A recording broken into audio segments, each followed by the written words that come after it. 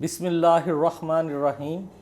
میں ہوں پروفیسر طاہر رشید اور آپ دیکھ رہے ہیں دیکھو سنو ٹی وی کا پروگرام دائرے۔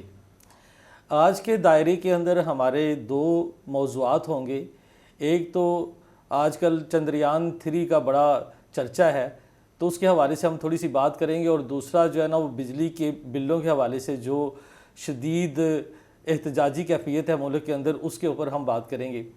تو چندریان 3 ہے کیا؟ چندریان 3 ایک مشن ہے جس کو انڈیا نے جو ہے نا وہ کامیابی کے ساتھ سر انجام دیا ہے، اور اپنا ایک خلائی مشن انہوں نے چاند کے اوپر بھیجا ہے۔ جب بھی کوئی خلائی مشن چاند کے اوپر بھیجا جاتا ہے تو اس کے دو حصے ہوتے ہیں۔ ایک حصہ تو وہ راکٹ ہوتا ہے جو اس کو لے کے جاتا ہے، چاند تک کا سفر طے کروانے میں مدد دیتا ہے، اور دوسرا جو حصہ ہوتا ہے وہ اس کا پورا وہ مشن ہوتا ہے جس نے چاند کے اوپر جا کے کام کرنا ہوتا ہے۔ اس مشن کے بھی 3 حصے ہوتے ہیں۔ ایک اس کے اندر آربیٹر ہوتا ہے، ایک لینڈر ہوتا ہے، اور ایک روور ہوتا ہے۔ جو جب وہ مشن پہنچ جاتا ہے چاند کے قریب تو اس کا جو آربیٹر ہے وہ چاند کے آربٹ کے گرد گھومنا شروع کر دیتا ہے، اور جو لینڈر ہے اس کے اندر روور ہوتا ہے۔ روور اصل میں وہ تحقیقاتی مشین ہوتی ہے جس نے اس کے اوپر وہاں پہ جا کے تحقیق کرنی ہوتی ہے۔ تو جو لینڈر ہوتا ہے وہ اس کا ایک کہہ لیں کہ ایک پروٹیکٹر ہوتا ہے، ایک غلاف ہوتا ہے جس کے اندر وہ اس کو بالکل صحیح سلامت جو ہے نا اس کا کام ہوتا ہے کہ اس کو صحیح سلامت اس نے چاند کے اوپر لینڈ کروانا ہوتا ہے۔ تو 4 سافٹ لینڈنگز ہوئی ہیں، 4 ممالک نے کی ہیں، جس میں چائنا ہے، رشیا ہے، امریکہ ہے، اور چوتھا بھارت ہے جس نے چاند کے اوپر چندریان 3 کی سافٹ لینڈنگ کروائی ہے۔ اور جو روور ہوتا ہے، روور نے وہاں پہ اتر کے جب سافٹ لینڈنگ ہو جاتی ہے اس نے چاند کی سطح کے اوپر اتر کے پھر اپنا مشن جاری رکھنا ہے، وہاں سے معلومات اکٹھی کرنی ہوتی ہے۔ تو یہ جو چندریان مشن ہے یہ اصل میں منموہن سنگھ جب بھارت کے وزیر اعظم تھے تب پہلا چندریان مشن بھیجا گیا تھا 2008 میں، جو کہ جزوی طور پر جو ہے نا وہ مکمل ہوا تھا، اور اس نے چاند کے آربٹ میں چکر تو لگایا لیکن چاند کے اوپر وہ سافٹ لینڈنگ نہیں کر سکا تھا۔ اس آربٹ کے اندر اس نے بتایا کہ جو ہے نا وہ چاند کے اوپر کچھ ایسے مالیکیولز دریافت ہوئے ہیں جو اس بات کے بتاتے ہیں کہ چاند کے اوپر ایک ماحول ہے، وہاں پہ زندگی کے آثار، زندگی رہ سکتی ہے، زندگی کے آثار کا رہنا وہاں پہ ممکن ہے۔ پھر 2018 میں چندریان 2 بھی جو ہے نا وہ اس کی بھی جزوی طور پر اس کو کہیں گے کہ وہ جزوی طور پر مکمل ہوا تھا، اور مکمل طور پر وہ کامیاب نہیں ہوا تھا، اس کی کامیابی جزوی تھی، اور جزوی اس طرح تھی کہ اس کا آربیٹر آج بھی چاند کے گرد تو چکر لگا رہا ہے، لیکن اس کا جو لینڈر ہے وہ چاند سے 2 کلومیٹر کے فاصلے کے بعد اس کا جو ہے نا وہ رابطہ منقطع ہو گیا تھا اور وہ خلاؤں میں کہیں کھو گیا ہے۔ اور یہ ہے چندریان 3۔ چندریان 3 کا کل وزن 3900 کلو گرام تھا۔ پورا جو ایک مشن تھا اس کا 3900 کلو گرام وزن تھا، جس میں آربیٹر بھی تھا، جس میں لینڈر بھی تھا، اور جس میں روور بھی تھا۔ جو روور ہے صرف جو اب چاند کے اوپر تحقیقات کر رہا ہے، اور چاند کے قطب جنوبی کے اوپر جو اترا ہے، جو اس کا ڈارک سائڈ ہے، سیاہ حصہ ہے،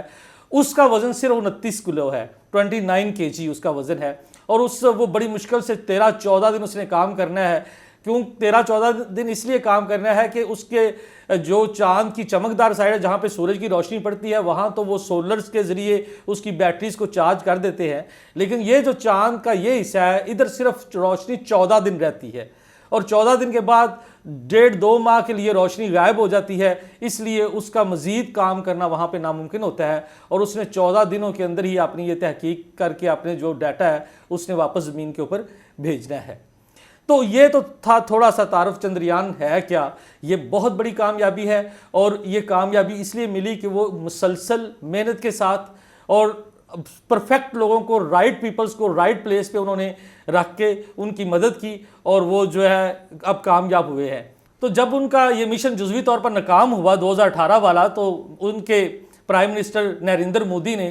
اس کے پریزیڈنٹ ISRO کے جو پریزیڈنٹ تھے ان کو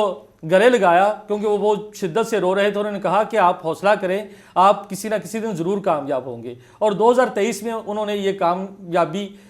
کے جھنڈا جو ہے وہ چاند کے اوپر گاڑ دیا۔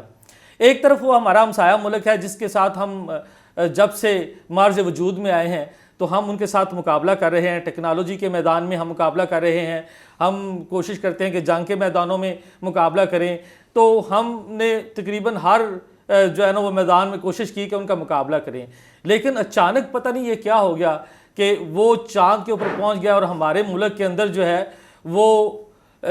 بہت زیادہ بحران جو ہے وہ سر اٹھا رہے ہیں۔ اور آج کل جو سب سے شدت اختیار کر گیا ہے بحران، وہ بجلی کا بحران ہے۔ بجلی کی قیمتیں اتنی اچانک سے بڑھ گئی ہیں اور مہنگائی اتنی عروج پر پہنچ گئی ہے کہ پاکستانی عوام کا جینا دوبھر ہو گیا ہے۔ بہت سارے لوگ روزانہ کی بنیاد پر خودکشیاں کر رہے ہیں۔ یہ ایک انقلاب کا سرچشمہ ہے، یہاں سے لگتا ہے کہ انقلاب آنے والا ہے۔ پتہ نہیں ہمارے حکمران کیا کر رہے ہیں۔ میں رات کو انٹرویوز دیکھ رہا تھا مفتاح اسماعیل صاحب کا، تو وہ بھی جو اشاریے دے رہے تھے، تو آنے والے 2-4 سالوں میں ان بحرانوں کا کوئی حل نکلتا ہوا نظر نہیں آ رہا۔ تو یہ جو مہنگائی ہوئی ہے اور بجلی کے بلوں میں اضافہ ہوا ہے، اس کی 3 بڑی وجوہات ہیں۔ سب سے پہلی بڑی وجہ تو سارے لوگوں کو پتہ ہے کہ جو مفت بجلی کے یونٹس دیے جاتے ہیں ایلیٹ کلاس کو اور وابڈا کے ملازمین کو، وہ بہت بڑی وجہ ہے۔ وہ جو ہے نا اس کے سارے جو عام صارفین ہیں اس کا بوجھ اٹھاتے ہیں۔ دوسری وجہ کرپشن ہے کہ وابڈا سے متعلق ہر بندہ جو ہے نا اس کرپشن کے اندر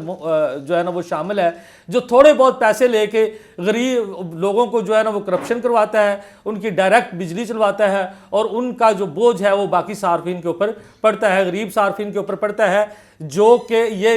نہیں کر سکتے، جن کے پاس کوئی دسترس نہیں ہوتی، جن کے پاس کوئی اور ذرائع نہیں ہوتے، وہ اور یا جو بالکل ناجائز طریقے سے چیز استعمال نہیں کرنا چاہتے، ان کے پاس جو ہے نا یہ ان کے اوپر یہ بوجھ جاتا ہے۔ اور تیسرا جو بڑی وجہ ہے وہ IPPs ہے، انڈیپینڈنٹ پاور پروڈکشن والے جو لوگ ہیں، وہ اصل میں ایک ایسا پروگرام تھا کہ جو گورنمنٹس نے شروع کیا۔ وجہ یہ تھی کہ سردیوں میں ہماری جو ڈیمانڈ ہے وہ 10 سے 12 ہزار میگا واٹ ہے، اور جو گرمیوں میں ہماری ڈیمانڈ ہے وہ 30 ہزار میگا واٹ سے اوپر چلی جاتی ہے۔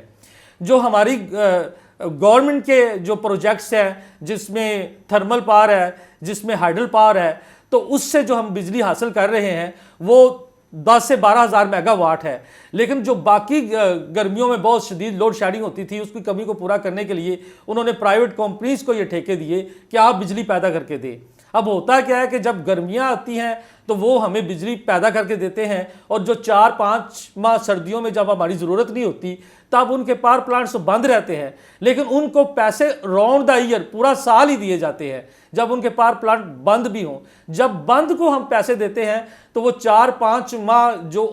IPPs کے جو پیسے ہیں وہ بہت زیادہ بوجھ ہے، جس کے معاہدے 2002 میں کیے گئے تھے، اور اب 2018 میں وہ معاہدے تو ختم ہو گئے، لیکن ہماری گورنمنٹ نے ان کے معاہدوں کو ریوائز نہیں کیا۔ اگر ہماری گورنمنٹ ان کے معاہدوں کو ریوائز کرے، کرپشن کو ختم کرے، اور ایلیٹ کلاس کی جو مفت بجلی دی جا رہی ہے، یونٹس دیے جا رہے ہیں، ان کو ختم کرے، تو جو غریب عوام ہے ان کو خاصا ریلیف مل سکتا ہے۔ تو عوام کو بھی چاہیے کہ وہ تحمل کے ساتھ گورنمنٹ کے ساتھ پرامن احتجاج کریں، ان کو اس بات کا احساس دلائیں کہ یہ جو ہم پر ظلم ہو رہا ہے، IPPs کے جو پیسے دیے جا رہے ہیں، جو ایلیٹ کلاس کو مفت بجلی دی جا رہی ہے، اور جو آپ کے ملازمین کرپشن کرواتے ہیں اور مجبور کرتے ہیں لوگوں کو کہ وہ کرپشن کی بجلی جو ہے نا وہ استعمال کریں، اس کو ختم کر کے ہی اس کا جلد از جلد جو ہے نا وہ حل نکالا جا سکتا ہے۔ تو اس کے لیے ہمیں ایز اے ہول ایک قوم بن کے اس کے اوپر کام کرنا پڑے گا، ورنہ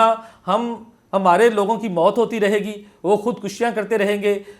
جو عوامی سہولتیں ہیں وہ ان سے کوسوں دور جاتی رہیں گی، اور جن کے ساتھ ہم مقابلے کرتے تھے وہ چاند، سورج اور مریخ کے اوپر کمندے ڈالتے رہیں گے۔ اللہ تعالیٰ ہم سب کو جو ہے نا وہ اپنے ملک کے لیے